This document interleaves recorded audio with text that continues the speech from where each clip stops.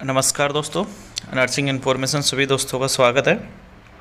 राजस्थान सरकार द्वारा nursing officer की भर्ती का लेटर जारी कर दिया गया है। आज ही जारी हुआ है 5/5/2023 को, और जो विज्ञप्ति संख्या है वो 4649 है। ठीक है, और ये नर्सिंग ऑफिसर पद भर्ती 2023 के लिए विज्ञप्ति जारी हुई है। ठीक है दोस्तों, ये जो एजेंसी है ये सीपू द्वारा वैकेंसी करवा रहा है। ये सीपू कोई एजेंसी है, उसी ने इसका एग्ज़ाम कराएगा, उसी ने इसका जो लेटर जारी किया है।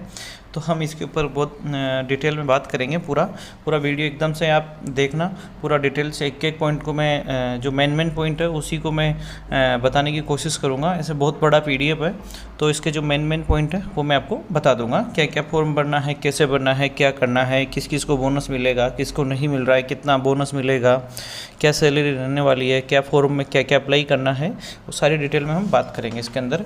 तो वीडियो पूरा तक इसकी बिना किए हुए देख लेना। ठीक है दोस्तों, और नए आए हो इस चैनल पे तो इसको लाइक और सब्सक्राइब जरूर कर लेना, ताकि आगे के लिए आपको सुविधा रहे, जो भी कोई अपडेट होगा वैकेंसी का वो आप देख सकें। ठीक है दोस्तों, तो इसके ऊपर चर्चा करते हैं हम। ये स्वास्थ्य विभाग के अंदर नर्सिंग ऑफिसर की वैकेंसी का है। इसमें जो टोटल पोस्ट है नर्सिंग ऑफिसर की 6981 पोस्ट है, और 39 जो है ये बैकलॉग्स एरिया के लिए है पोस्ट इसमें। और जो इसके अंदर और रहने वाली है उसके अंदर हम बात करते हैं जैसे अलग अलग कैटेगरी वाइज, तो उसके ऊपर चलते हैं। तो जो जनरल की रहने वाली है, तो जनरल की जो पोस्ट है 1200 और टोटल है 1260 है, और सामान्य महिलाओं की 1008 है, विधवा के लिए 202 है, और विंचित जो ये डाइवोर्स वाली होती है ना, तो उसके लिए 50 पोस्ट है। वो SC के अंदर भी 553 सामान्य के लिए है, महिलाओं के लिए 443 है, और विधवा के लिए 88 है, और डाइवोर्स के लिए 22 पोस्ट है। और ST के लिए टोटल पोस्ट है ST की तो 415 है सामान्य के लिए, और सामान्य महिलाओं के लिए 332 है। इसमें महिलाओं की और पुरुषों की सबने ना अलग अलग डाइवर्ट कर दिए। ठीक है, अलग अलग इसने डिवाइड करके बता दिए है कि कितनी महिलाओं की पोस्ट रहने वाली है। लगभग 50% से भी ज़्यादा इसमें महिलाएं हैं लगभग इसमें जो पोस्ट है, तो उसके अंदर 50% मेल 50% फीमेल है। तो और जो इसके अंदर जो डाइवोर्स वाली 16 रहने वाली है। OBC की जो बात करें तो 716 है, और जो महिला है OBC की वो 580 है, और विधवा की 116 है, और 229 है जो इसका डाइवोर्स हो गया उसके लिए। ठीक है, और MBC जो ये MBC के लिए है तो 174, एक सामान्य के लिए, और सामान्य महिलाओं के लिए 140, और 28 विधवा, और 6 इसके लिए डाइवोर्स वाले के लिए। EWS की बात करें तो 349 और 279 सामान्य महिला, विधवा के लिए 56, और डाइवोर्स के लिए 13। ठीक है, तो ये पोस्ट कैटेगरी वाइज अलग अलग डिवाइड कर दी इन्होंने। जो इसका हॉरिजॉन्टल जो एरिया है, जो TSP नॉन TSP, तो उसके अंदर टोटल जो पोस्ट है इन्होंने, तो हॉरिजॉन्टल वाले एरिया की जो इन्होंने बात की, तो इसके अंदर टोटल पोस्ट है 280। ठीक है, और जो एरिया है उसके अंदर टोटल पोस्ट है 16। ठीक है दोस्तों, तो ये हो गई बात इसकी कितनी कितनी किस में पोस्ट रहने वाली है, कितनी महिलाओं की कितनी पुरुषों की है। और जो भूतपूर्व सैनिक है उनकी टोटल UR की पोस्ट है तो 314 है, SC की 138 है, ST की 103 है, OBC की 181, MBC की 43, और EWS की 87 है। ठीक है, तो आगे चलते हैं इसके अंदर। वीडियो बहुत लंबा हो जाएगा, तो मैं ज़्यादा जल्दी समझाने की कोशिश कर रहा हूँ आपको। ये 12 में बैकवर्ड एरिया की बात करें तो ये टोटल पोस्ट है 39। ठीक है, बैकलॉग एरिया में। तो इसकी पोस्ट की बात करें, यह वैकेंसी का जो फॉर्म जो फिलअप करने का जो है, इसमें स्पेशल दिया गया है कि राजस्थान के मूल निवासी आवेदन नियमानुसार पात्र श्रेणी के ऑनलाइन आवेदन भरने पर ही देय होगा। ठीक है, जो भी इसके अंदर जो क्राइटेरिया रखा है, ये राजस्थान का जो मूल निवासी है उसके लिए अलग से जो ये राजस्थान स्पेशल देखे तो राजस्थान के लिए ही वैकेंसी है। तो इसके अंदर इसका जो रूल रेगुलेशन है उसको फॉलो करना पड़ेगा, और जो उसमें जो प्रॉफिट होगा वो राजस्थान का मूल निवासी होगा, उसी को प्रॉफिट होगा।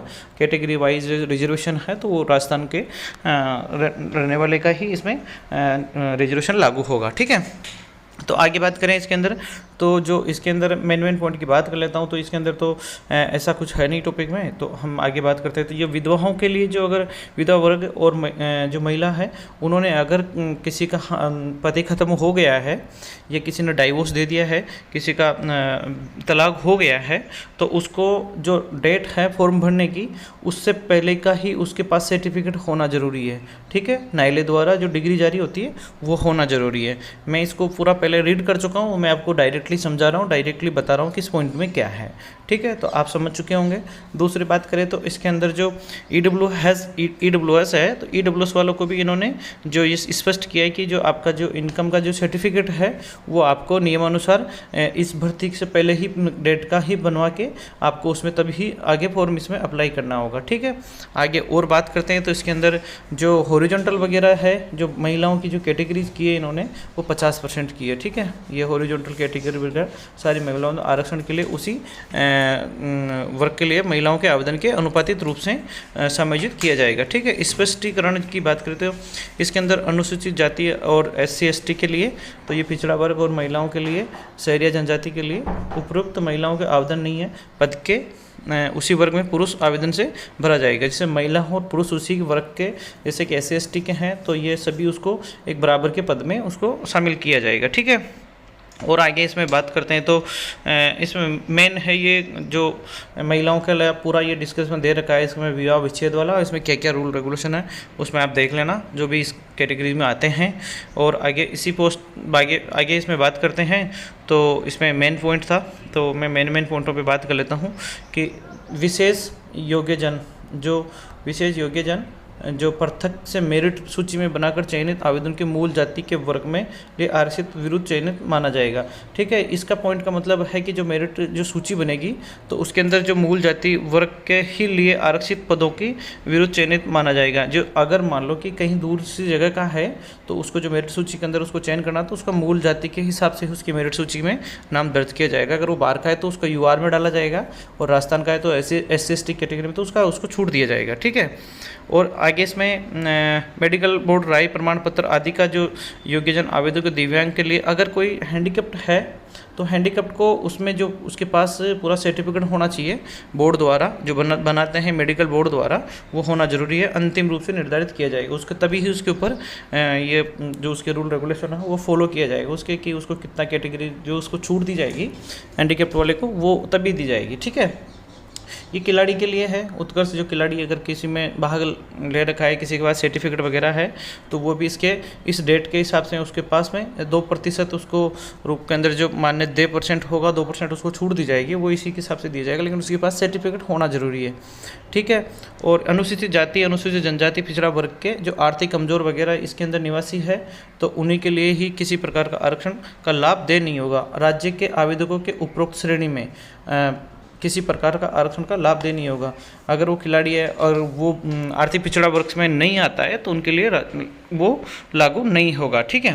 राजस्थान के राज्य महिलाओं के अगर विवाह हो गया राजस्थान के राज्य के मूल निवासी बन जाती है तो उसके पास में पब्लिक एम्प्लॉयमेंट के लिए आरक्षण का लाभ नहीं दे होगा, ठीक है। अगर बाहर की महिला है और राजस्थान में शादी कर ली है उसने तो उसके लिए वो पब्लिक एम्प्लॉयमेंट का आरक्षण लागू नहीं होगा, ठीक है। और आगे मेन पॉइंट और है तो उस पर हम बात करें तो नर्सिंग ऑफिसर की न्यूनतम जो योग्यता रखी है इन्होंने ये 12th होना जरूरी है इसके साथ में साइंस के साथ में, ठीक है। सीनियर सेकेंडरी इक्विवेलेंट और GNM कोर्स के साथ में और रजिस्टर्ड राजस्थान नर्सिंग काउंसलिंग द्वारा ये इसमें क्वालिफिकेशन की योग्यता की बात करें तो 3 चीज़ ज़रूरी होना है। राजस्थान सरकार द्वारा ही ये तीनों चीज़ इन्होंने मांगी है। तो जहाँ तक बाहर के लोग हैं कहीं पे तो उनको राजस्थान का ही रजिस्ट्रेशन कराना पड़ेगा तभी ही वो यहाँ पे उनका मान्य होगा। और जो यहाँ की जो देवनागरिक लिपि है जो यहाँ की लैंग्वेज है हिंदी भाषा और राजस्थानी संस्कृति का ज्ञान होना जरूरी है उसको। और उसके लिए माध्यमिक शिक्षा बोर्ड GNM BSc नर्सिंग जो भी कोर्स किया हुआ है उसके लिए उसको यहाँ पे राजस्थान नर्सिंग काउंसलिंग में होना जरूरी है, राजस्थान नर्सिंग काउंसलिंग में पंजीयन होना जरूरी है, ठीक है। GNM या BSc अगर कोर्स दोनों में से किसी ने दोनों कोर्स ही कर रखे हैं तो वो एक ही कोर्स उसमें के लिए एलिजिबल होगा, या नहीं कि दोनों ही कोर्स की डिग्री लगा दे तो वो एक ही कोर्स के लिए एलिजिबल होगा। आप GNM की लगाओ या BSc नर्सिंग की लगाओ क्योंकि एक ही डिग्री के हिसाब से आपकी मेरिट की सूची तैयार होगी, उसी के हिसाब से आपका मेरिट बढ़ने वाला है, ठीक है। तो अगर वो दोनों को लगाता है तो वो योग्य माना जाएगा, ठीक है। और इसका जो वेतन पे ग्रेड की बात करें तो मैट्रिक लेवल 11 रहने वाला है, बहुत अच्छा पे ग्रेड है। और इसके अंदर जो सीधी भर्ती है ये सीधी भर्ती है, ठीक है। और इसके अंदर 2 साल का जो कार्यकाल होने वाला है, 2 वर्ष का कार्यकाल रहने वाला है।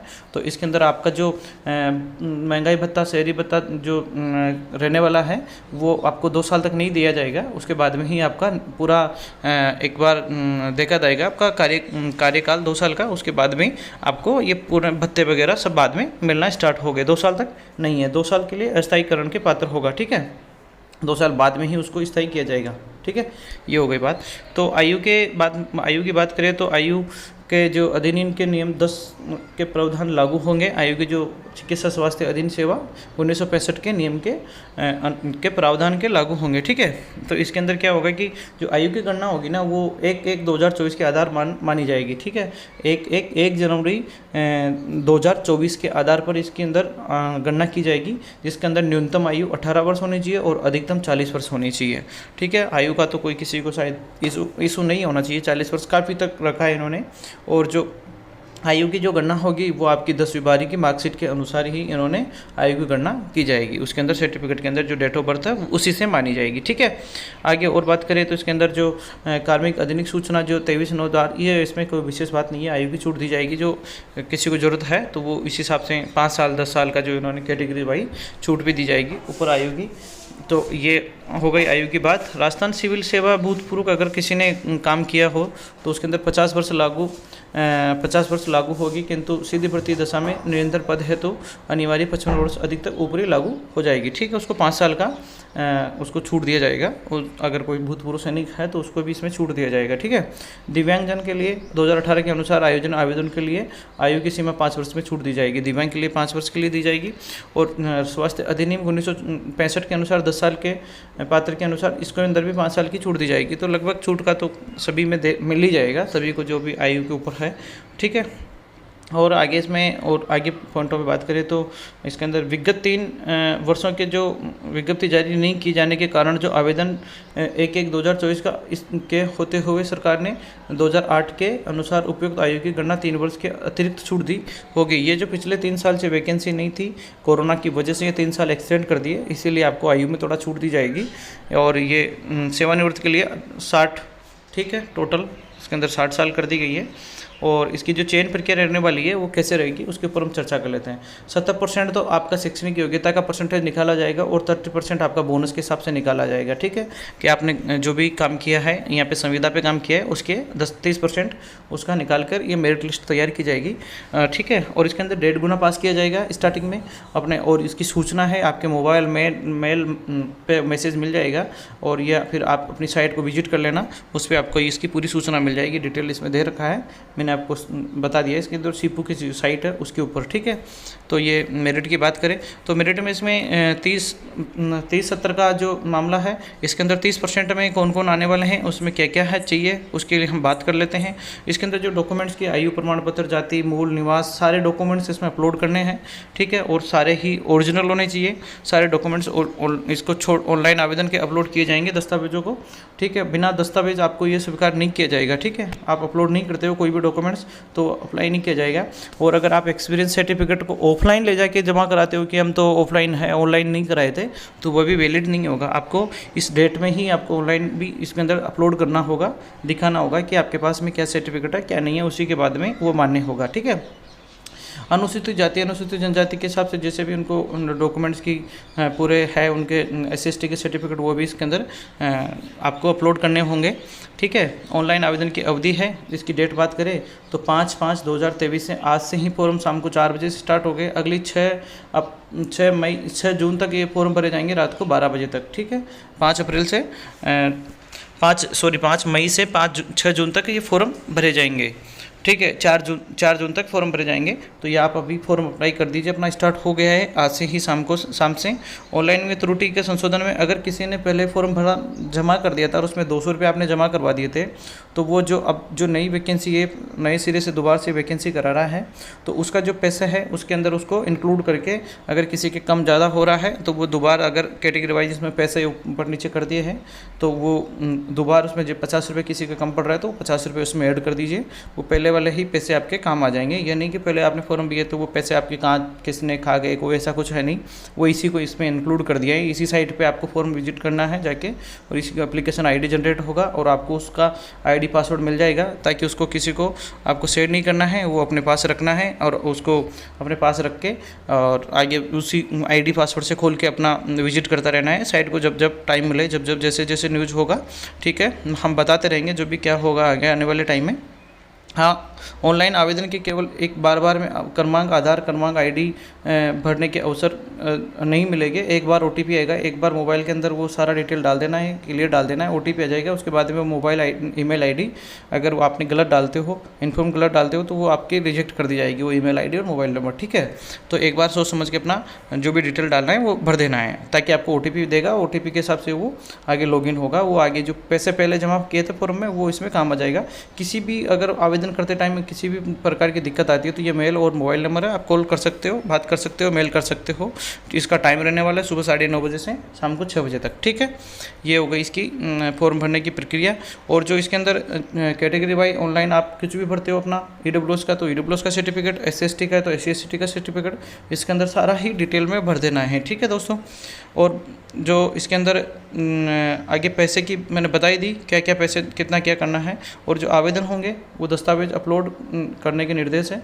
जो दस्तावेज पीडीपी फॉर्मेट, फोटो, हस्ताक्षर जीपीजी, पीएनजी और जीपीजी फॉर्मेट के अंदर आपको फॉर्म भरने हैं। 200 KB की साइज़ के अंदर होना चाहिए और 150, ये अलग अलग पीडीएफ का जो साइज़ रहेगा 150 रहेगा और फॉर्मेट की जो फाइल रहेगी 200 KB की साइज़ रहेगी, ठीक है। फोटोग्राफ स्पष्ट नहीं होने का, फ़ोटो स्पष्ट होना चाहिए, बिल्कुल एकदम क्लियर, और 6 माह पुराना नहीं होना चाहिए, अभी लेटेस्ट फ़ोटो खिंचवा लेना। और सफ़ेद या हल्के रंग में होनी चाहिए पीछे का बैकग्राउंड। और किसी जो चश्मा यूज़ करता है उसके चश्मे पे प्लेस नहीं होना चाहिए, एकदम क्लियर फ़ोटो होना चाहिए। और किसी का नाक, टोडी स्पष्ट क्लियर एकदम साफ दिखना चाहिए चेहरा, कि आप लगे कि आप ही हो, ठीक है। और ये जो चश्मा का वगैरह है इसको हटा के भी आप फ़ोटो खिंचवा सकते हो। ये सारा निर्देश दिया गया है, आप देख लेना। दस्तावेज के उपरांत प्रमाण पत्रों के सत्यापन के समय आपकी मेल, वो फ़ोटो आपके चेहरे से जब आप डॉक्यूमेंट्स वेरिफिकेशन करने जाओगे तो वो मिलाएंगे आपके से, ठीक है। और आवेदन के सफ़ेद कागज़ पर 4 सेंटीमीटर और 2 सेंटीमीटर ऊंचा एक आयकर बॉक्स भीतर काले रंग के पेन के आधार पर हस्ताक्षर करेगा, ठीक है। इसकी साइज़ है, उस साइज़ के उस बॉक्स के अंदर साइन करके उसको फिर उसमें आपको सबमिट करना है, उसको स्कैन करके, ठीक है। ये हो गई मैंने में हस्ताक्षर का जो फिक्सल न्यूनतम 200, ये इसकी साइज़ इसी साइज़ में होना चाहिए, ठीक है। इस साइज़ के अंदर ये फॉर्म होनी चाहिए, सारे सिग्नेचर वगैरह। और जो आवेदन का पूर्ण भरा हुआ समस्त दस्तावेज अपलोड करने के जो निर्धारित शुल्क जमा कराने के ऑनलाइन निर्धारित सीमा के भरा जाएगा, ठीक है। उसके बाद में फिर फीस जमा नहीं होगी। और जो आवेदन शुल्क की बात करें तो जनरल की 500 रहने वाली है, ईडब्ल्यूएस की 300 रहने वाली है, और SC/ST और विधवा और डाइवोर्स वाली महिलाओं के लिए 250 रहने वाली है। ये सेम ST/SC के अंदर सेम कैटेगरीज के लिए ये माने हैं 250 रुपये, ठीक है। ये हो गई पैसे की बात। और जो पैसे हैं तो ये मैंने बता दिया था कि जो पहले जमा करा चुके थे, इसके अंदर डिटेल दे रखा है, जो इसके अंदर पढ़ लेना चाहिए से आप, ठीक है। अंतर रहेगा तो आपको जमा कराना होगा, ठीक है। ये लौटाई नहीं जाएगी आपको फीस बाद में, ये स्पष्ट दे दिया है। और जो आवेदन की ऑनलाइन एप्लीकेशन फॉर्म की जो ईमेल आईडी वगैरह वो पहले डाले थे वही सेम डालना है, ताकि तभी वो आपका पैसा आपको उसके अंदर इंक्लूड किया जाएगा, ठीक है। और आगे बात करें इसके अंदर, तो अब मैं आपको ले चलता हूँ कि जो किस किस को इसके अंदर बोनस मिलने वाला है, क्या क्या कौन से कैंडिडेट रहने वाले हैं जो इसके अंदर डॉक्यूमेंट उनका जो बोनस है जिसके अंदर संविदा पे काम किया है उनको ये मिलने वाला है, ठीक है। इसके अंदर सारे डॉक्यूमेंट्स अपलोड करने की पूरी डिटेल दे रखी है कि क्या क्या डॉक्यूमेंट्स अपलोड करने हैं आपको और क्या क्या आपको नहीं करने हैं, कैसे कैसे करने हैं, सारा डिटेल दे रखा है। इसमें बहुत बड़ा PDF है। और ये बोनस की बात आ गई, कार्य अनुभव के आधार पर बोनस की, ठीक है। तो ये इसके ऊपर बात कर लेते हैं। जो इसके अंदर लगे हुए हैं 24 पात्र के अनुसार विज्ञप्ति, जो इसके अंदर जो अभी कैडर जारी हुआ था उस कैडर के अंदर जो 25/4/2023 के अनुसार जो एक लेटर निकला था कि किस किस को किस कैटेगरी में कितना बोनस दिया जाएगा, कितने टाइम के हिसाब से बोनस दिया जाएगा, वो सारा इसके अंदर दिया गया था। पहले उस दूसरे वाले लेटर में आप देख लेना, उसके ऊपर वीडियो बना दिया, उस पर आप जाके देख लेना, तो उसमें आपको पता चल जाएगा कि आपका क्या बोनस रहने वाला है, ठीक है। बाकी इसके अंदर जो 23/5/2023 का माननीय न्यायालय द्वारा पारित किए गए विभिन्न नियमों को राजस्थान चिकित्सा संस्थान के द्वारा जो इसके अंदर जो कार्य कर रहे हैं ना, उनका जैसे कि कोई यूट्यूब पे काम कर रहा है, कोई MRS प्लेसमेंट पे काम कर रहा है, एजेंसियों के NGO के थ्रू 108 में MMU और PP मोड पे और अस्थायी आधार पर, ये जो सभी लोग काम कर रहे हैं उनको उनके कार्य का अनुसार लाभ दे, बोनस अंक दे होंगे और आउटसोर्स के संचालित, ठीक है।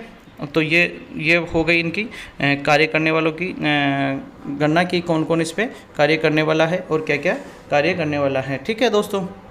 आगे जो अनुभव की जो गणना आवेदन के प्रारंभ होने की तिथि के पूर्व की ही होगी। जैसे आज की डेट हो गई ना, तो आज की डेट से पहले का ही वो बना होगा, उसी के अनुसार इसमें गणना की जाएगी। बाद की गणना नहीं की जाएगी कि आप बीच में फॉर्म भरवा रहे हो तो बीच में से ही उसको फॉर्म भर रहे हो ना, तो मान्य नहीं होगी। वो आज से कल के ही डेट से वो तक की ही मान्य होगी, ठीक है। आप काम कर रहे हो वो अलग बात है, लेकिन उसकी कल तक की डेट में ही वो मान्य होगी, ठीक है। ये हो गई इसके बारे में बात। तो हम ये मेन पॉइंटों पे हमने बात कर ली, और जो चयन की प्रक्रिया रहने वाली है ये आपको मेरिट के हिसाब से बता ही दिया था मैंने ऊपर की, कैसे कैसे उसमें बोनस रहेगा। ये सीधी भर्ती है, इसमें एग्ज़ाम नहीं कराने वाला। और जो इसके अंदर जो विशेष नोट करके दिया गया है, जो अगर आपने बच्चों की जो संख्या अगर ज़्यादा है 2 से, तो उनके लिए भी कानूनी कार्रवाई की जाएगी। और अगर आप 2 महिलाएं रखते हैं तो उसके लिए भी कानूनी कार्रवाई है। सामान्य निर्देश जो दिए गए थे उसके अंदर अगर पत्नी किसी को 2 हस्बैंड रखती है तो उसके लिए भी कानूनी कार्रवाई है। तो ये टोटली छोटी छोटी बेसिक बातें थी, मैंने बता दी। तो ये विशेष सारी लगभग बातें हो गई, ठीक है। तो दोस्तों ये जानकारी आपको अच्छी लगी होगी, बहुत अच्छी वैकेंसी है। बाकी ये गलत है कि इस तरह से यानी कि एक सीधी भर्ती करा दिया जाए बोनस पे, ये सभी के लिए तो ठीक नहीं है। बाकी जो संविदा पे काम कर रहे हैं उनके लिए ठीक है, बाकी जो भी आगे होने वाला है अच्छा ही होगा, ठीक है दोस्तों। तो ये आपको जानकारी अच्छी लगी होगी।